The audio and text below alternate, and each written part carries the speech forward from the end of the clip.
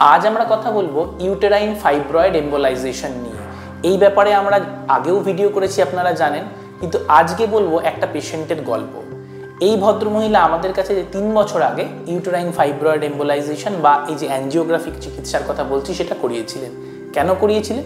কারণ বিয়ের পরেই হঠাৎ ধরা পড়ে ওনার ইউটেরাসে একটা বড় ফাইব্রয়েড রয়েছে। গাইনোকোলজিস্টের কাছে যান, তিনি বলেন যে মায়োমেক্টমি চেষ্টা করা হবে, কিন্তু এতটাই বড় এবং আশেপাশে অ্যাডিশনস রয়েছে যে হয়তো ইউটেরাসটা বাদ দেওয়ার দরকার হলেও হতে পারে। স্বাভাবিকভাবেই তিনি ভয় পেয়ে যান যে ইউটেরাস বাদ দিলে বাচ্চা হবে কি করে। সুতরাং এই 7-5 ভাবতে উনি বেছে নেন এই অ্যাঞ্জিওগ্রাফিক চিকিৎসাটা।